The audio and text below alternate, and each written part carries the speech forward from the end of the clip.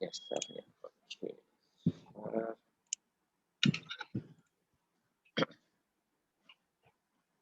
Oke, nampak dengan jelas kira-kira di layarnya? Jelas ya? Oke. Di sini sudah terlihat dengan mana kita bilang ya, pangsing di sini ya, pangsingnya di sini. Nanti nilai baliknya adalah integer. Lalu kalau kita lihat lagi di sini deklarasinya ada 4 variabel, semuanya juga sebagai integer. Kemudian variabel meja pertama kali diisi dari awal 0, udah. Lalu kita lihat di sini ada for ya, baik gampang saya besarin ya. Jadi di sini ada for 1, lalu ada 2 ya, kemudian ada 3, berarti ada 3 for. Lalu di sini, besarnya juga susah ya, goyang-goyang. Nah, jadi yang pertama untuk yang pink, oke, kita lihat di sini mulai dari 1 to x. X-nya adalah yaitu parameter. Sesuai dengan di sini dibilangnya parameternya ada 3. Berarti untuk yang ini ada 3 perulangan. Masalahnya di dalam pink ternyata masih ada perulangan untuk pong. Ya. Lalu kita lihat lagi pong ini bagaimana, yaitu dari 1 to pink. Pink berapa? Berarti di sini nanti terisi. Berarti artinya ini jalan sekali, ini akan jalan tergantung berapa banyak nilai awalnya. Jadi kalau ini 1, maka ini juga 1. Udah? Ini sudah 2, berarti ini juga harus 2 kali. Ini 3, berarti ini juga harus 3 kali. Itu hanya untuk pong, ya, untuk perulangan kedua. Kita belum lihat perulangan ketiga. Nah, sedangkan kita lihat lagi, ternyata di dalam perulangan pong masih ada perulangan yang lain, yaitu perulangan ketiga. Oke, perulangan tenis. Kita lihat di sini nilai awal diisi dari pink, ya, diisi dari pink, berarti diisi dari berapa pinknya sekarang, dimasukkan ke dalam down to pong. Oke, down to pong. Berarti di sini pongnya kalau 1, maka dia akan 3 dari nilai awal pink ke nilai akhir, yaitu nilai pongnya sekarang. Oke. Kalau misalnya pinknya sudah 2, maka ini akan diisi 2, lalu down to ke pong lagi. Pongnya berapa sekarang? Demikian seterusnya. Ya. Jadi kalau kita lihat, berarti ini jalan sekali, ini juga jalan sekali, ini harus jalankan sampai selesai. Oke, sudah selesai, balik lagi kemari, cek lagi apakah ini perulangan sudah selesai atau belum. Kalau belum, jalan lagi, balik lagi kemari, ya ini jalan lagi terus sampai selesai. Oke, jadi ini sudah 3 perulangan, perulangan di dalam perulangan di dalam perulangan. Ya, jadi 3 kali, jadi harus satu persatu. Ibaratnya seperti kayak Anda lari keliling lapangan, ya. Ada setelah lari keliling lapangan, di dalam tindakan yang di dalam setiap keliling itu Anda disuruh tepuk tangan lagi. Oke, di dalam setiap tepuk tangan lagi mungkin tepuk tangan yang kesekian mungkin disuruh kerjain yang lagi yang lain. Jadi ada satu pekerjaan yang ibaratnya menentukan itu keliling lapangannya berapa kali, lalu setiap kali lari keliling lapangan itu ya ada tindakan yang mungkin harus dikerjakan, itu tindakan kedua, lalu di dalam tindakan kedua itu ada yang harus dikerjakan lagi tindakan ketiga. Jadi harus satu persatu diselesaikan. Nah, kita lihat di sini ini hanya ditambah-tambahkan saja. Ya, ditambah-tambahkan saja. Jangan lupa di terakhir masih ada lagi disuruh tambahin. Ya, di terakhir masih ada disuruh ditambahin. Jadi ini sudah dapat, jangan kira jawaban sudah selesai, tapi ternyata masih ada sekali lagi. Oke, kecuali di sini pingpong titik 2 sama dengan meja. Selesai. Maka berarti di sini berapa hasilnya, maka udah langsung kita tahu. Tapi karena di sini dipanggil lagi, harus diperhatikan lagi terakhir berapa tenisnya, mejanya berapa. Nah, di dalam sini saya pakai Excel, ini tadi saya mungkin saya lihatnya salah melihatnya, ya ada kurang di sini. Jadi supaya gampang, coba saya start dulu agak kemari ya. Oke. Di sini tenisnya ping down to pong, berarti ping, oke, ping down to pong, oke, ping, kemudian pingnya berapa down to pong, berarti di sini nggak ada ya, di sini nggak ada, ini terlanjur saya, oke, kemudian ping down to pong, oke, di sini ping down to pong, berarti di sini nggak ada, ya, kemudian di sini ping down to pong, berarti di sini nggak ada. Oke. Saya pakai Excel saja biar gampang ya. 20. Berapa jawabanmu di sini kira-kira? 23 ya? 23. Iya, berarti cocok jawabannya ya. Oke, berarti tadi saya sempat salah hitung karena saya nggak perhatiin yang berapa ini. Oke. Jadi ingat ping dikerjakan sekali, maka pong juga dikerjakan sebanyak yang ditentukan. Udah. Kalau di dalamnya masih ada tenis, maka tenis juga harus dikerjain. Jadi ping hanya sekali, jadi pingnya pertama hanya satu, lalu pongnya satu tuping, berarti satu tuping berarti tetap satu aja, nggak ada lagi yang lain. Oke. Kemudian di dalam pong ternyata ada tenis. Oke. Tenisnya juga ping down to pong, berarti ping down to pong, berarti satu to satu tetap satu, ya. Karena nilai awalnya di sini 0, udah tenisnya satu, maka hasilnya satu. Oke. Lalu karena ini semuanya sudah selesai, hanya satu aja nggak ada masalah. Balik lagi kedua, sekarang ping sudah jadi 2. Oke. Lalu pong selalu dimulai dari nilai awal 1. Ya. Berarti di sini 1 to ping. Pingnya berapa? Ada 2. Berarti di sini ada 1, 2. Oke, ada 2 kali. Nah, pong harus diselesaikan dulu sebelum kembali ke ping. Ternyata di dalam pong masih ada perulangan untuk tenis. Sebenarnya ini hanya membuat pusing. Ya, ini nama variabelnya sengaja buat pusing biar nggak terlalu ibaratnya Anda itu jadi bingung aja. Sengaja. Oke. Kemudian di sini kalau pongnya sekali, udah tenisnya berapa kali? Tenis diisi dari ping, berarti diisi dari ping, udah down to pong, berarti 2 ke 1. Maka di sini. Berarti di sini pongnya sekali, tenis harus 2 kali. Ya. Untuk setiap kali dia lakukan, maka dia akan mengambil nilai variabel meja ditambah variabel tenis yang sekarang. Berarti variabel meja yang dulunya adalah 1 ditambah tenis. Berarti 1 tambah 2 dapatlah 3. Oke. Kalau lanjut lagi, berarti ambillah yang sebelumnya 3 ditambah 1 karena menurun. Jadilah 4. Oke. Sudah selesai tenisnya? Yap.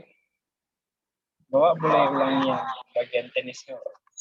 Bagian tenisnya. Yang di sini? Yang ping down to pong. Yang di sini? Ya. Oke. Jadi saya ulangi dari sini ya. Jadi pertama ping itu 1 tuh. Jadi kalau yang di sini sudah jelas? Ya, Pak. Jelas. Jelas ya? Oke, saya tandai berarti sudah oke. Sekarang masuk ke karena di sini kan 1 to X, berarti 1 to 3. Berarti di sini ada 1, ada 2, ada 3. Ya. Jadi di sini yang kedua lagi pong 1 to ping. Jadi 1 to berarti naik nilainya, berarti 1 to ping, berarti di sini 1 ke 2, ya. Berarti nilai terakhir harus ditentukan dari ping. Oke. Kalau pada saat pingnya 2. Sekarang di dalam pong ternyata masih ada perulangan untuk tenis. Oke, di dalam pong masih ada perulangan tenis. Di mana nilainya adalah down to, berarti menurun. Oke. Nilai awal yaitu dari 2 ya, nilai awal dari 2. Oke, berarti dari sini pingnya berapa? Berarti 2. Down to pong, berarti pongnya 1. Berarti 2 ke 1. Paham sampai sini? Oh iya, Pak. Paham ya? Oke, jadi yang satu to, yang satu to, yang satu down to. Jadi ini for sudah pernah diajarin ya. Jadi kapan itu to itu digunakan, kapan itu down to bagaimana? Harus diingat kembali. Berarti di sini 2 ke 1. Jadi nilai awal ditentukan dari nilai ping. Oke, perulangan yang paling pertama.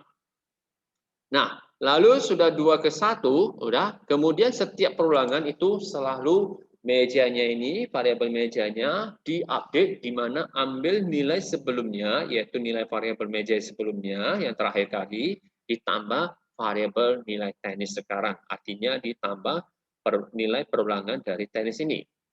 Karena di sini 2, ya, sebelumnya adalah 1, maka 1 tambah 2 hasilnya adalah 3. Jadi kalau kita lanjut lagi menurun ke sini, berarti sebelumnya adalah 3, ditambah 1, maka hasilnya adalah 4. Oke, sampai sini jelas? Jelas ya? Oke. Maka berikutnya, berarti ini kalau tenisnya sudah selesai, ya, tenis sudah selesai, kembali lagi ke pong, bukan kembali ke ping, karena pongnya belum selesai. Tadi kan pongnya 1 ke 2. Pada saat kedua bagaimana? Di sini juga dibilang, ping ya diisi dari nilai awal ping, berarti pingnya tetap 2.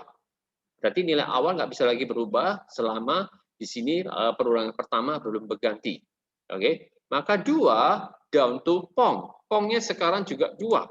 Berarti hanya 2 ke 2. Ya udah kita buat aja 1. Nah, ingat yang dilakukan tenis hanya perulangan terakhir, hanya meja yang terakhir ditambah tenis yang sekarang. Maka hasilnya adalah 6. Oke. Tenis sudah selesai, balik lagi ke pong, pong juga sudah selesai. Maka kembalilah ke ping, yaitu kemarin lagi. Nah, tadi yang sudah nilai awalnya 2, ya, sekarang masuk ke 3. Oke. Jadi di sini kalau sudah, karena di sini adalah 3, maka dia tetap harus sampai 3, harus sampai selesai. Nah, kemudian seperti tadi udah bilang lagi, pong ini lakukan perulangan sebanyak nilai yang terakhir dari ping. Karena nilai pingnya adalah 3, ya, maka di sini juga harus 3 kali. Oke. Lalu setiap di dalam perulangan pong ada tenis, di mana nilai awal diambil dari nilai awal ping. Berarti nilai awalnya selalu dimulai dari 3. Setiap kali dia kembali ke perulangan pong, melanjut lagi perulangan tenis. Maka nilai awalnya selalu dapat 3. Down to pong, berarti pongnya berapa, maka dia harus kembali menurun. Oke, pongnya berapa, maka dia harus kembali ke nilai tersebut. Begitu juga di sini, ini tidak ada. Ya, maka setiap ini berarti kita hanya tambahkan aja, berarti nilai sebelumnya ditambah yang sekarang, hasilnya ini. Nilai sebelumnya ditambah perulangan tenis yang sekarang, hasilnya ini. Nilai yang meja sekarang ditambah perulangan tenis yang sebelumnya, ya, perulangan tenis yang sekarang, maka hasilnya ini. Balik lagi ke 2, ini 3 ke 2. Sama juga, 12 tambah 3 dapat yang sekarang 15. Ya, 15 ditambah lagi perulangan tenisnya nilainya, ya, dapat 17. 17 karena ini sudah selesai, balik ke dalam sini. Oke, berarti ditambah lagi dari meja dapatlah 20. Habis ini selesai cerita, nggak ada lagi. Berarti kalau ditanya meja itu berapa, nilainya 20. Masalahnya setelah ini selesai perulangannya, ini ada lagi memanggil sekali. Yaitu tenis yang terakhir. Tenis yang terakhir nilainya tetap 3. Karena tidak ada perupdate, tidak ada diupdate sama sekali. Lalu ditambah meja. Maka mejanya berapa? Berarti dapat 20. Berarti hasilnya di sini adalah 23. Oke, maka jawabannya cocoklah itu dengan punya si Philip. Amanlah itu. Oke, saya tadi nggak baca, saya kira ini kembali ke 1. Ya, jadi terakhir rupanya ini down to pong. Oke, sudah paham kira-kira Philip?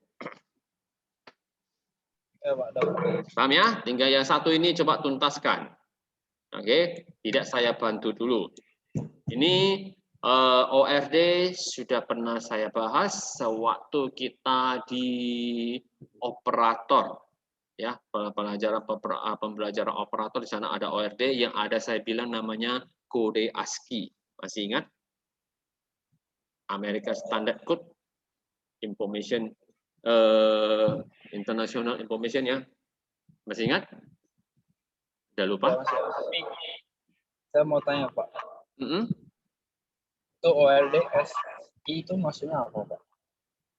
Ini SI. Ya. S itu siapa? S itu adalah string. Stringnya berapa? Ini stringnya semua. Jadi setiap huruf itu adalah array. Jadi ini sama seperti kayak array. Jadi S ke I. Jadi I-nya berapa di sini? Kalau I-nya 1 berarti di sini T.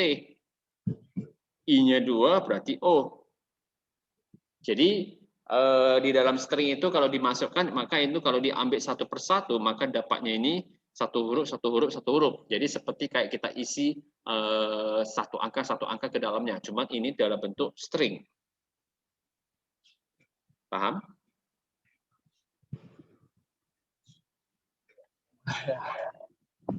Lalu ORD apa? Itu dicek lagi ya. CH ini dua ini setahu saya ini dibahas secara bersamaan.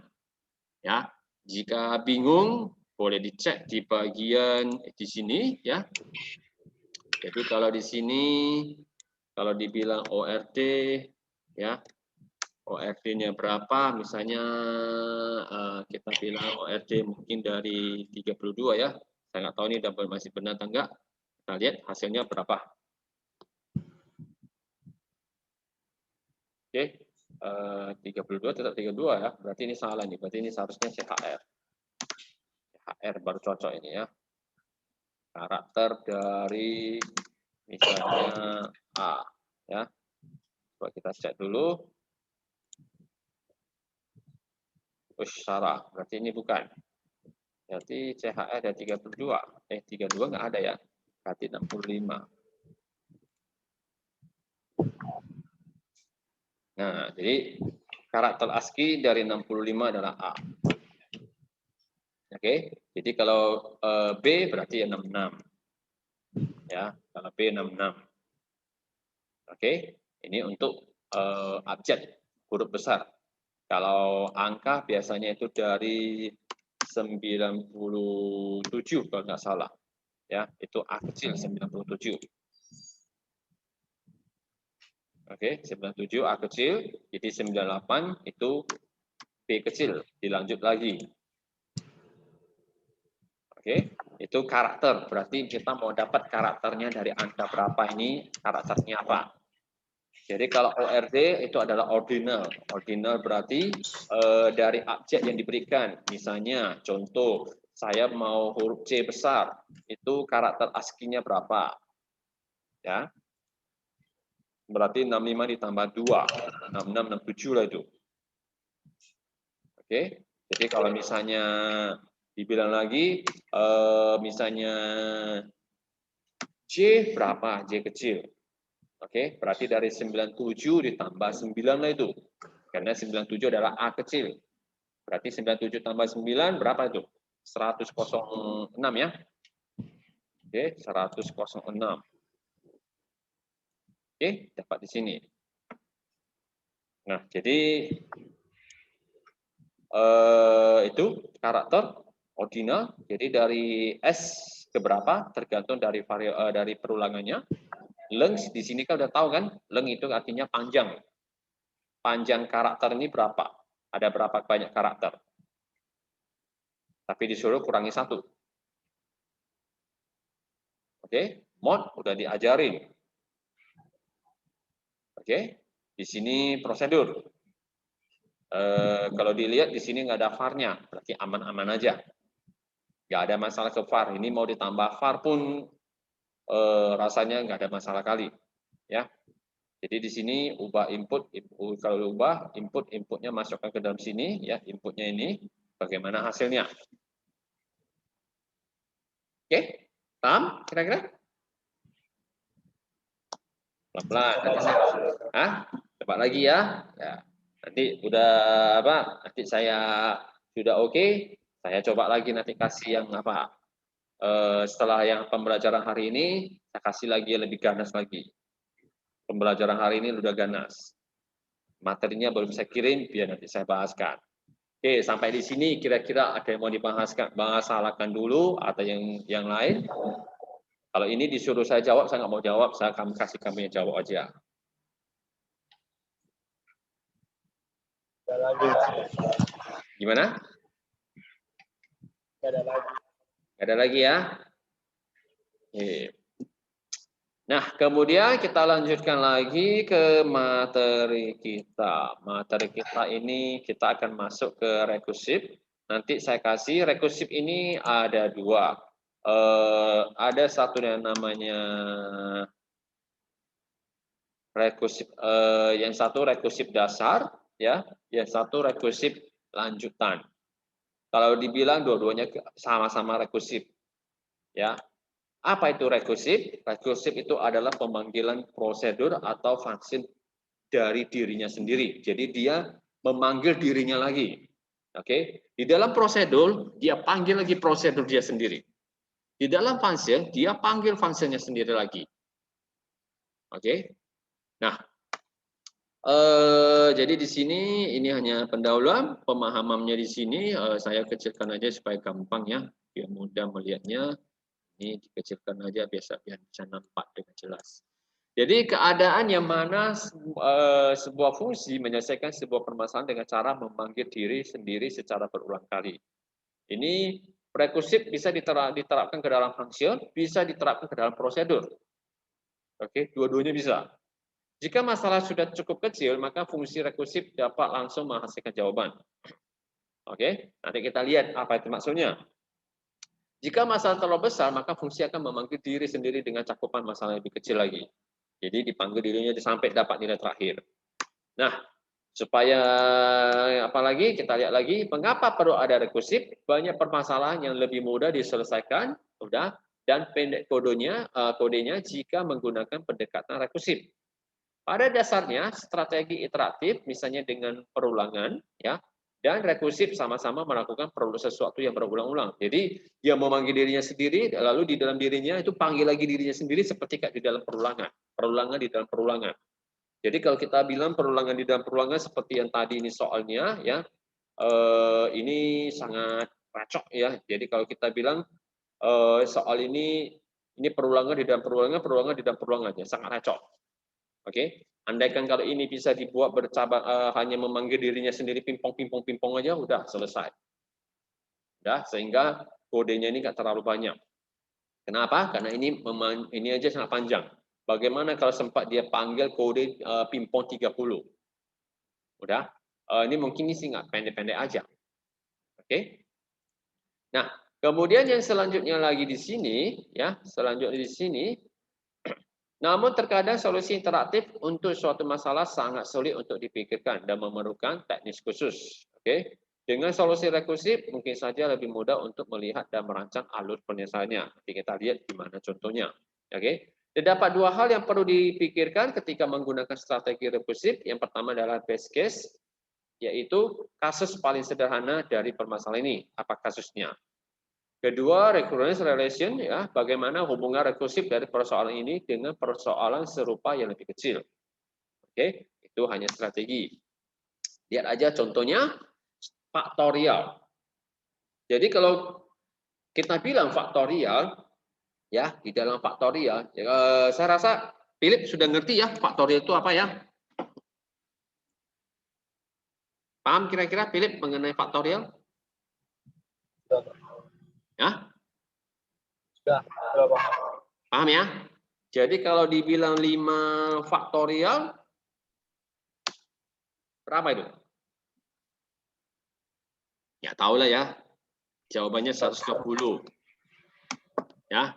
Dari mana dapatnya? Maka itu 5 faktorial berarti itu sama dengan 5 dikali 4 faktorial. Kan gitu kan?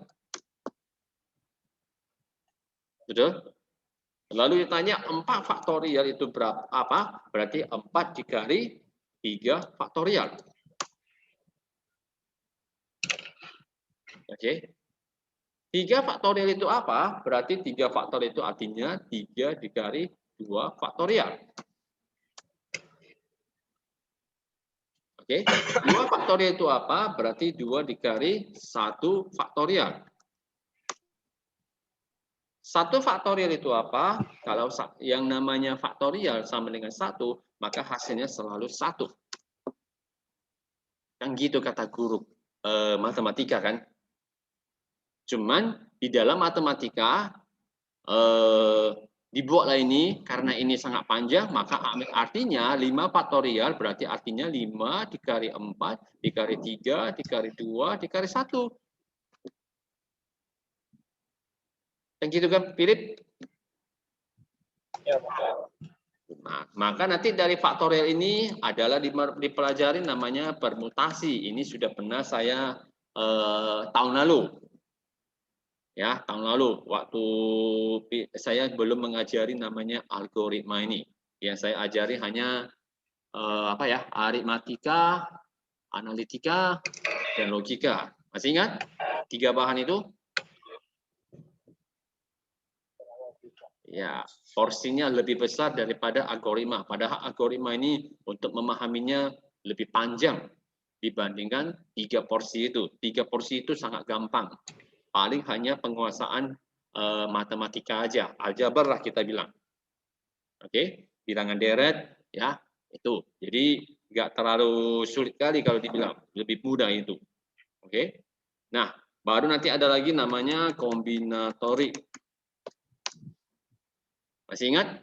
Permutasi, kombinatorik, ini 2 soal ini selalu bersama-sama keluar. Sahabat sejati, sahabat seperjuangan di dalam Olimpiade komputer. Oke? Nah, jadi di sini inilah namanya rekursif. Ya. Jadi ada sebuah function ya yang mencari faktorial. Kalau langsung dibilang 5 faktorial, maka kita mungkin secara matematika gampang kita bilang, ya udah 5 kali 4 kali 3 kali 2 kali 1. Itu matematika. Di dalam komputer nggak bisa seperti itu. Udah, maka berarti dia artinya 5 faktorial artinya itu 5 kali 4 faktorial. Nah, 4 faktorial ini sama saja dong dengan memanggil perintah untuk menghitung faktorial. Jadi ini sebenarnya kita bisa kita bilang berarti ini 5 kali 4 faktorial itu siapa? Berarti 4 dikali 3. Udah? 3 faktorial itu berapa? Yaitu 3 kali 2 ya. 2 faktorial itu berapa? Berarti 2 kali 1. 1 faktorial itu berapa? Yaitu 1. Maka dari sini hasilnya 1, 1 inilah dimasukkan ke dalam 1 faktorial. Oh, berarti kalau 2 kali 1 faktorial itu artinya 2 kali 1. Hasilnya berapa? Inilah dapat 2. Berarti 2 ini untuk hasil siapa? 2 ini adalah hasil dari 2 faktorial.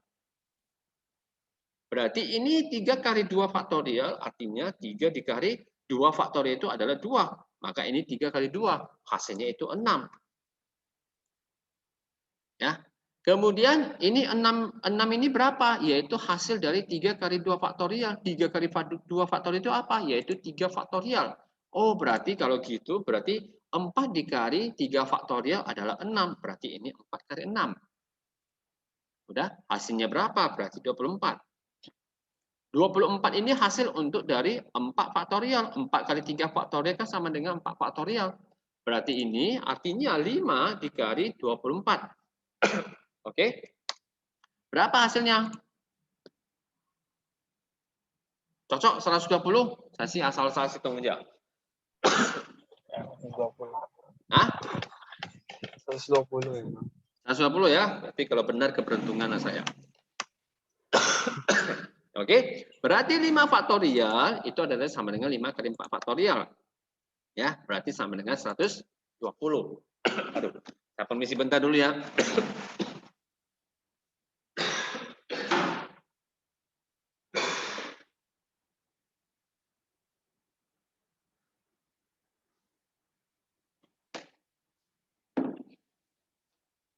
Oke, sorry ya, udah tua ini, udah dimakan usia, jadi ngomong terlalu banyak, jadi cepat batuk saya. Oke, nah jadi faktorial rekursif itu artinya dia akan memecahkan dirinya semakin kecil, semakin kecil, semakin kecil sampai terkecil. Aduh. Jadi kalau sudah dapat hasilnya, dia akan kembalikan lagi hasilnya ke atas satu persatu, sehingga dapatlah kembali lagi. baru dimunculkan hasilnya. Oke. Jadi inilah yang dinamakan rekursif. Memanggil dirinya sendiri sampai yang terkecil, lalu dikembalikan lagi hasilnya berapa, sampai yang kembali ke semula. Oke, paham, Philip? Kira-kira? Paham ya? Oke. Jadi, inilah yang dinamakan rekursif. Jadi ini penjelasannya aja, tidak usah lagi saya menjelaskannya. Oke. Ini hanya forma masukan. Jadi ini hanya bilang solusinya gimana, ya. Jadi ini faktorial. Nah, kalau kita melihat ini belum ada rekursif, belum ada, karena di sini tidak ada pemanggilan faktorial. Ya, di sini hanya ini dirinya sendiri, di sini hanya diisi jawabannya saja. Oke, ini masih hanya function sederhana. Ya, function yang sangat sederhana. Kemudian ini tadi penjelasannya mengenai apa itu base case. Jadi itu ada batasan soalnya ya, 1 sampai berapa.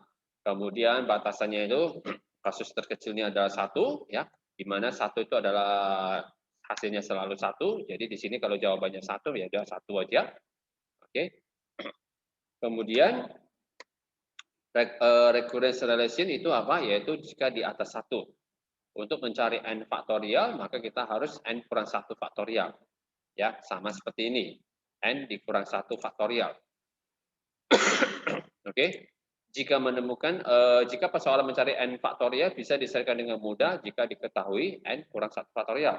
Dengan observasi ini, kita mengetahui hubungan rekursif dari n faktorial. Ya. Nah, sehingga bayangkan dari kode yang segini panjang, ya, segini panjang, oke, kita bilanglah ini di sini, ya, lumayan di sini panjang perulangannya. Kalau kita menggunakan metode faktorial, rumusnya hanya tinggal seperti ini. Inilah namanya rekursif. Oke, jadi dia akan memanggil nama fungsinya, yaitu ingat function di sini mengembalikan dirinya sendiri, udah sama dengan nilai yang sekarang, ya, nilai yang sekarang, berapa nilai sekarangnya, yaitu nilai yang dimasukkan di sini dikali nilai yang sekarang dikurangi 1. Oke, jadi inilah namanya rekursif. Ini siapa faktorial? Yaitu dirinya sendiri. Oke, jadi function ini akan dipecah sampai terkecil mungkin. Sampai hasilnya sudah sampai dengan 1, ya, dia baru balik lagi ke atas seperti ini tadi cara kerjanya. Oke. Nah, jadi kenapa kita bilang memakai rekursif? Karena sangat menghemat, ya, sangat menghemat. Bayangkan aja ini yang untuk faktorial, bagaimana untuk yang lain. Oke. Kemudian ini secara tidak langsung rekursif itu juga mirip seperti kayak perulangan. Jadi kalau kita bilang ini juga sama seperti perulangan, mengulang. Cuma dia di sini tidak memakai perintah perulangan, tapi bisa saja perulangan di dalam function itu ada. Oke, bisa aja. Jadi sudah rekursif, di dalam setiap rekursif, ya, di dalam setiap prosedur function itu yang dipanggilnya, di dalamnya masih ada perulangan. Di dalam perulangan masih ada lagi perulangan, masih ada lagi, ya bisa. Oke, jadi itu kita harus pahami dasarnya bagaimana. Udah? Nah, jadi ini hanya cara mengerjakannya. Jadi sama seperti tadi, program utama, jadi kalau kita bilang panggil 4 faktorial, ya sama aja punya kita 5 faktorial. Kemudian dari 4 faktorial ini akan dipecah lagi, ya, dipanggil 4 faktorial. 4 faktorial itu siapa? Oke, dari program utama dipanggil fungsi faktorial 4. Pada saat ini status program utama adalah tidak aktif dan akan aktif kembali setelah fungsi 4 faktorial faktor 4 diselesaikan. Jadi faktorial 4 ini akan dipecahkan lagi menjadi faktorial 3. Oke, yaitu Faktorial 4 yaitu sama dengan 4 dikali 4 dikurang 1. Ya, jadilah faktorial 3. Oke. Faktorial 3 ini siapa? Berarti faktorial 3 dikali 3 dikurang 1, berarti dapat 2. Oke.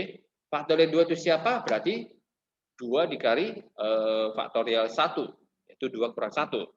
1 sudah ketemu hasilnya, ya. 1 sudah ketemu hasilnya, adalah hasilnya 1, maka nanti dibalikkan lagi ke sini. Oh, berarti faktorial 1 itu adalah 1. Di sini adalah 2 dikali faktorial 1. Berarti nilai yang berapa di sini akan dikembalikan lagi. Oke, dapatlah 2 kali 1. Ya. Jadi faktorial 2 ini 2 kali 1, berarti hasilnya adalah 2. Oke. Faktor 2 ini hasilnya ini akan dikembalikan lagi kemari karena tadi di sini faktor 3 yaitu artinya 3 dikali faktor 2. Maka berarti hasil dari sini yaitu 2 kali 1 yaitu 2 ya, dipindahlah kemari. Berarti jadilah 3 dikali 6 ya atau faktor 2. Oke. Berapa hasilnya ini dibalikkan lagi kemari? Oke. Jadilah berarti 4 dikali faktor 3. Faktor 3 adalah berapa? Berarti dikali 3 dikali yang tadi 2, yaitu 6. Ya. Jadi hasilnya seperti ini. Ini berapa faktorialnya? 4 jadi tadi faktor 3 berarti 3 kali 2 berarti 6, berarti 4 kali 6. Ya, berapa hasilnya dia akan kembali lagi ke utamanya. Oke, dapatlah hasilnya itu 24. Jadi cara kerja rekursif seperti itu. Akan dia pecah dulu dirinya ya sampai yang terkecil, baru dia balik lagi. Oke? Paham? Philip? Sampai sini?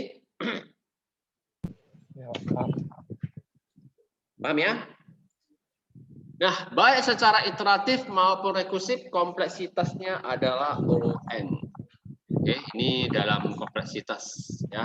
Setiap pemanggilan rekursif membutuhkan alokasi memori sehingga jika pemanggilannya semakin dalam semakin banyak tambahan memori yang digunakan. Ini kalau kita nanti masuk ke tingkat nasional ya. Tingkat provinsi pun sudah mulai diterapkan.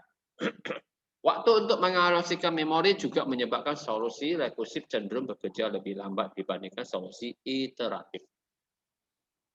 Oke. Jadi rekursif juga akan menghambat waktu ya. Itu salah satunya, apalagi kalau semakin banyak. Oke. Nah, ada yang mau kira-kira ditanyakan dulu mengenai rekursif ini sebelum kita lanjutkan?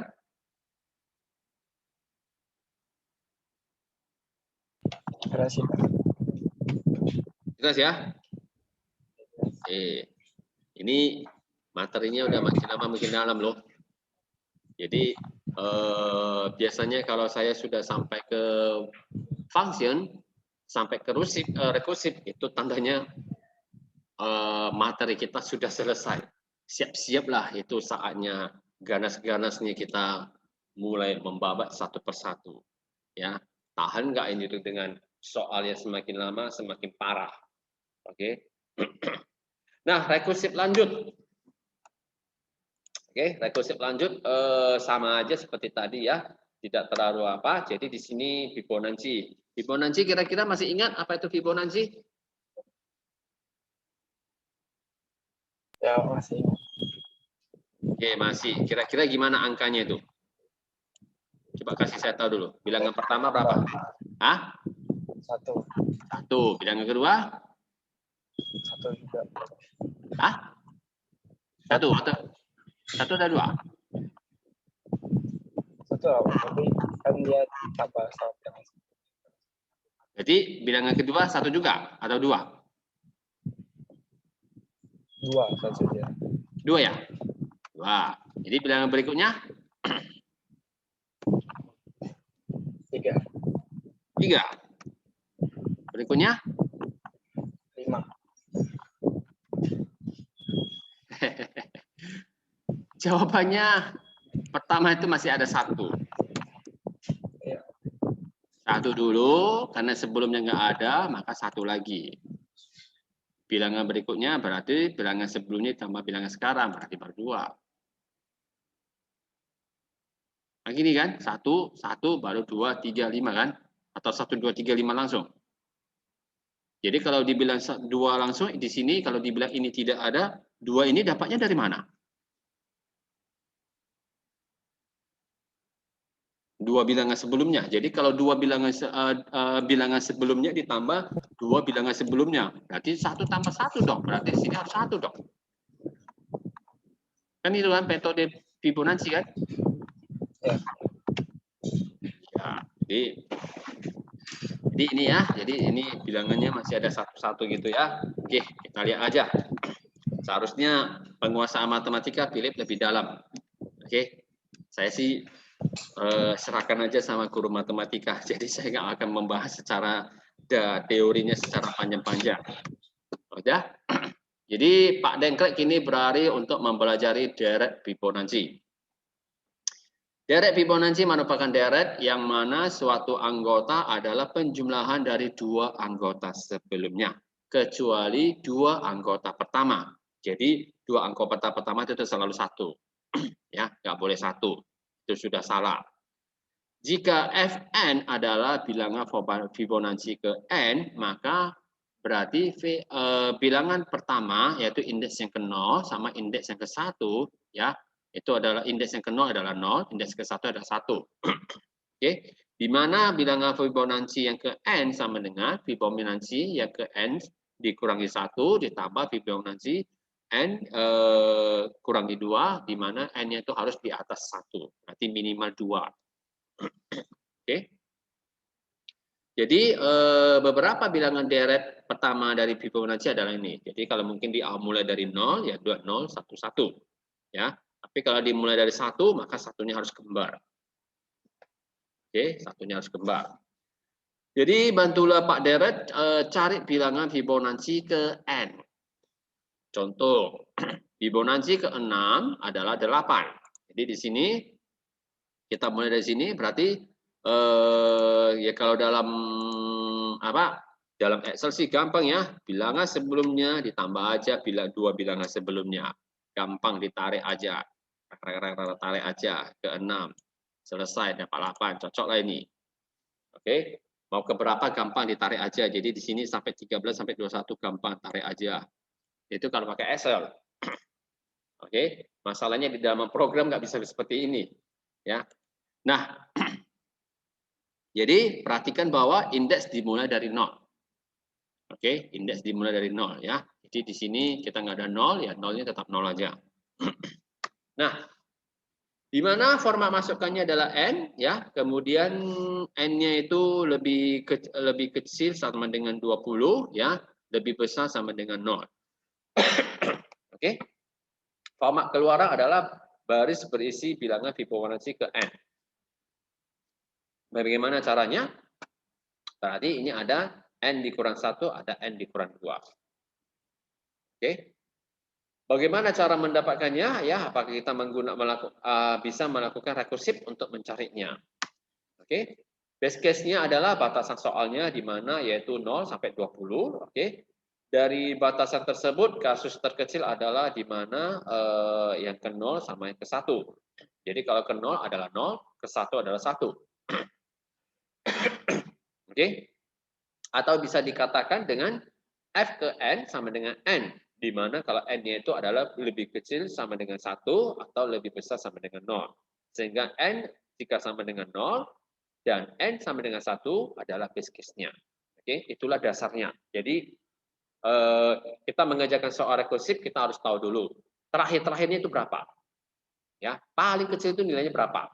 Jadi seperti kayak faktorial, berarti paling kecil itu adalah 1 faktorial, berarti hasilnya 1. Itulah dari sana bisa kita lanjutkan. Oke, sedangkan kalau Fibonacci berarti yang terkecil adalah 1 sama 0. Ya. Jadi kalau 1 berarti sudah pasti 1 ya. 0 berarti tetap 0. Itu yang terkecil. Jadi dari situ kita udah bisa dapatkan ke berikutnya, asalkan kita tahu bagaimana caranya itu rekursifnya. Oke. Kemudian recurrence relation di mana itu n kalau lebih besar dari 1. Udah.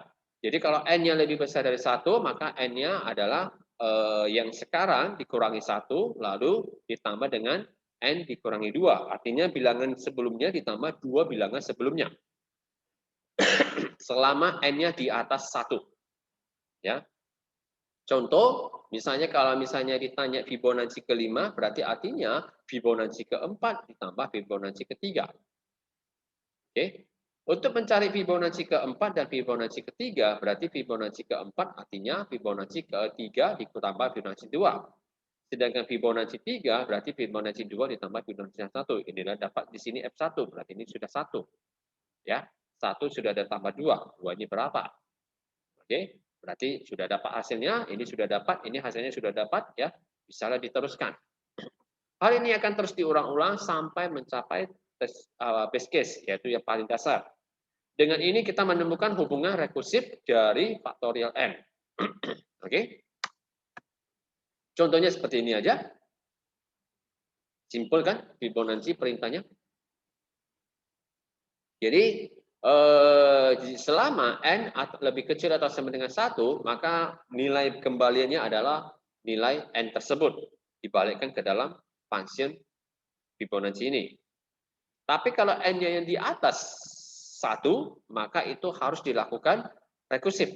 Oke, di mana n-nya dikurangi 1 ya, ditambah dengan n dikurangi 2. Oke. Maka hasilnya seperti ini. Ya.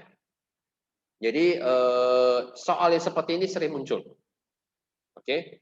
Ini yang paling suka mereka. Kadang-kadang bisa sampai 3. Oke.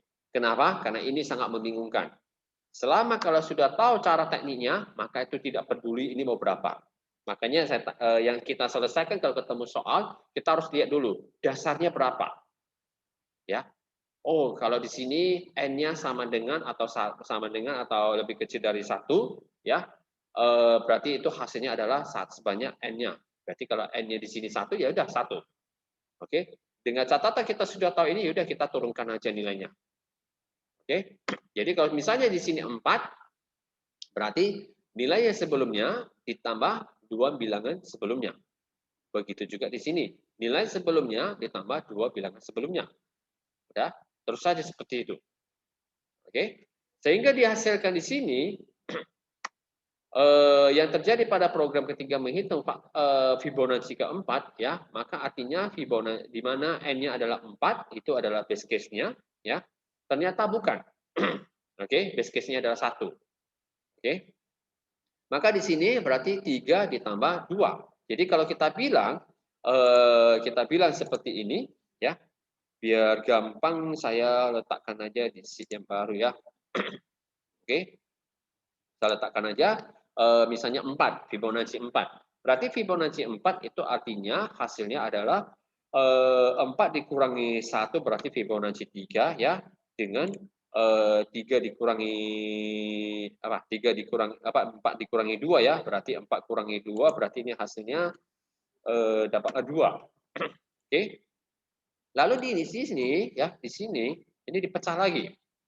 Ya, berarti di sini kurang lebih ini dapatnya 3 kurang 1, ya, berarti dapat 2, ya. Kemudian di sini 3 dikurangi 2, ya, dapat 1. Oke.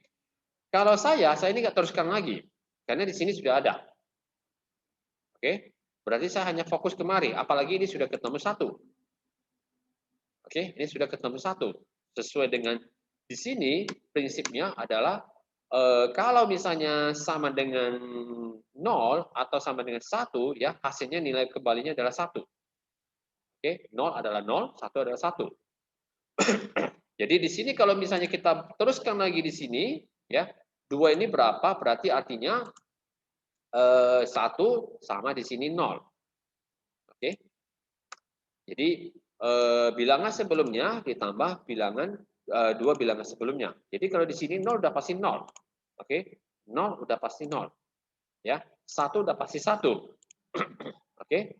Berarti di sini 2 ini hanya ditambah, ini 2 ini hanya artinya 1 ditambah 0, hanya dijumlahkan saja. Kalau ini sudah dijumlahkan berarti 1 tambah 2, 1 tambah 0 berarti sama dengan di sini juga 1. Ya.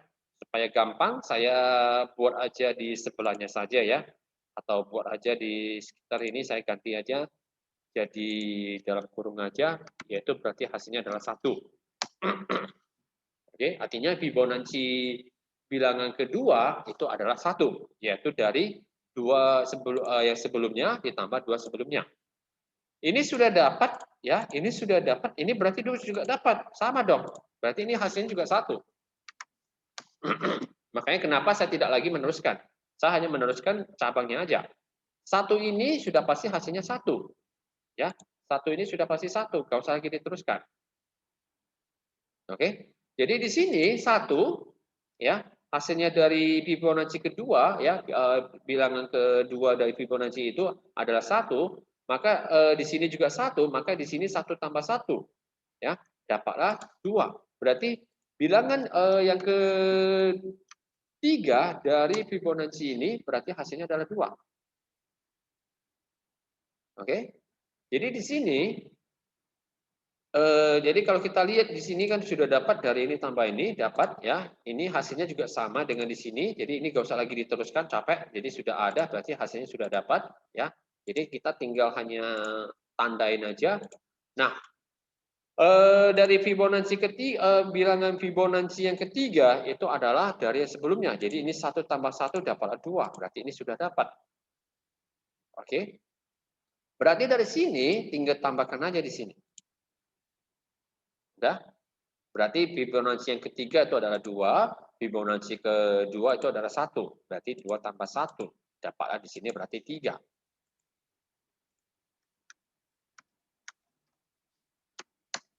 Oke? Udah ada 4-nya. Udah? Nah, jadi kalau saya caranya saya hanya seperti ini aja. Jadi kalau ada 2, saya pecahin dulu. Kalau ini, oh ini udah mendekati yang paling kecil, ini masih bisa, ya udah ini saya pecahin dulu jadi ini. Oke? Jadi di sini kan 2 sama di sini kan berarti 3 dikurangi 1 sama 3 dikurangi 2 berarti 1. Di sini kan udah dapat intinya. Berarti ini udah dapat. Ini pecahin lagi berarti dapatlah 2 dikurangi 1 sama 2 dikurangi 2. Hasilnya sudah dapat. Ya udah saya ambil, saya gabungkan. Udah. Ini tadi sudah dapat hasilnya, saya gabungkan lagi ya. Berapa hasilnya saya dapat kemari. Ini sudah ada. Jadi ini nggak usah lagi saya cari karena di sini sudah ada. Oke. Nah, jadi kalau kita bilang contoh tadi dia ditanya misalnya seperti ini. Ya. Bilangan ke-6. Berapa itu bilangan ke-6? Berarti kalau kita bilang bilangan ke-6 itu artinya bilangan sebelumnya yaitu 5 ya dengan bilangan ke-4. Misalnya kita bilang. Oke. Ini cabangnya banyak. Oke. Jadi kalau bilangan sebelumnya ini kan sudah ada 4. 4 ini saya nggak teruskan lagi. Kenapa? Karena dari 5 ini adalah 5 kurang 1 sudah dapat 4. Udah sama dengan 3. Misalnya ya, di sini saya agak jauhkan sedikit dulu. Oke, di sini saya dapatnya 3. Udah. Jadi 4 ini saya hanya melanjutkan yang 4 ini aja. Berarti kalau di sini Fibonacci keempat berarti tadi yang sekarang dikurangi 1 berarti ini dapatlah 4 dikurangi 1 dapatlah 3 ya dengan yang kedua.